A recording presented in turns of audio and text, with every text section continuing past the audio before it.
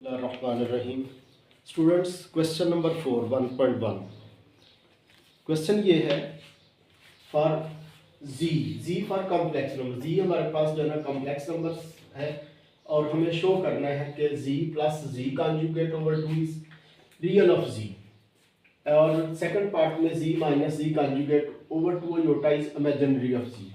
तो इसमें हम लेट कर लेते हैं, पार्ट 1 पहले स्टार्ट करते हैं। तो लेट कर लेते हैं कि हमारे पास z जो है ना वो है a प्लस अयोटा b।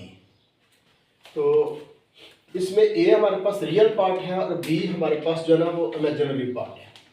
तो आपको पता है कि z का जो कॉन्जुगेट होता है उसको हम इस तरह से लिखते हैं a माइनस अयोटा b। अब हमारे पास इसमें लेफ्ट हैंड साइड है z plus z conjugate over 2। तो ये जो z है इसकी जगह हम लिख लेते हैं a प्लस अयोटा b, और z कॉन्जुगेट की जगह लिख सकते हैं a माइनस अयोटा b, और ओवर है हमारे पास 2।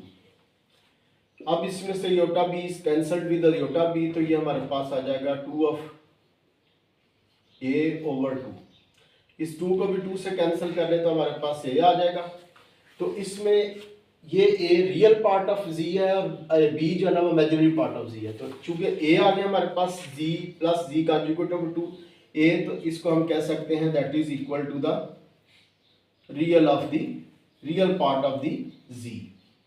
ये हमें प्रूव करना था इसमें फर्स्ट पार्ट में, ये आप देख सकते हैं, ये हमारे पास आ गया रियल ऑफ z।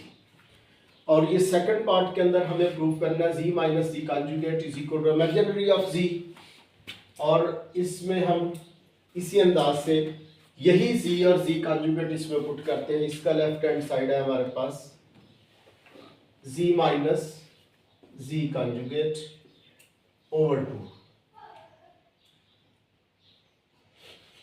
तो z a plus iota b minus a minus iota b over 2। You can write it as a plus iota b minus a plus iota b over 2. a is cancelled with a, और ये आपके पास iota b plus iota b आ जाएगा 2 iota b over 2। तो यहाँ से इसके नीचे जो है ना ये 2 iota है, यहाँ पर iota मौजूद है 2 iota। अब 2 और iota कैंसल्ड और यहाँ पर सिर्फ b आ जाएगा। तो अभी मैं आपको ये बता रहा था कि z is equal to a plus iota b। a इसका रियल ऑफ z है, b is imaginary of z। It can be written as imaginary of z। ये हमारे पास प्रूव हो गया। तो इसमें एक और पार्ट है जो थर्ड पार्ट, वो हम यहाँ पर ही कोशिश करते हैं इसी, ताकि ये क्वेश्चन यहाँ पर ही कंप्लीट हो जाए। थर्ड पार्ट में इस तरह से है कि हमारे पास ये प्रूव करना आपने z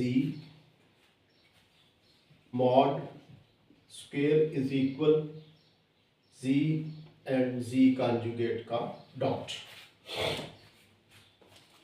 तो यहाँ पर मॉड भी हम डिफाइन कर लेते हैं, लेट कर लेते हैं कि हमारे पास z है a plus iota b।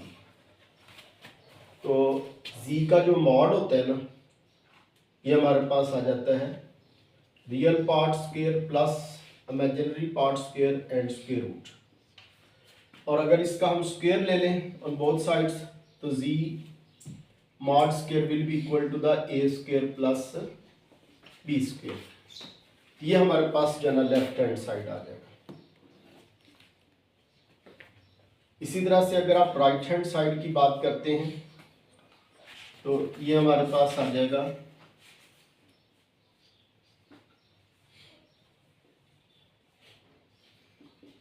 z dot z conjugate.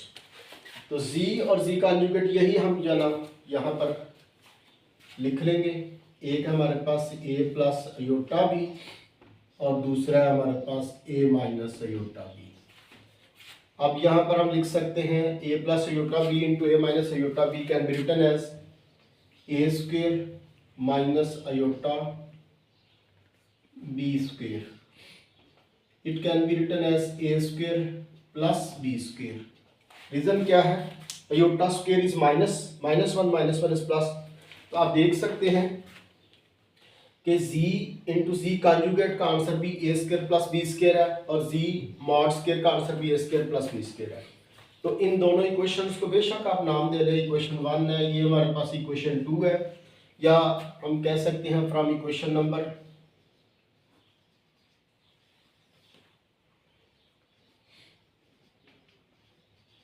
1 and 2 left hand side is equal right hand side. तो ये हमारे पास क्वेश्चन नंबर 4 के तीनों पार्ट्स कंप्लीट हो गए। बहुत शुक्रिया।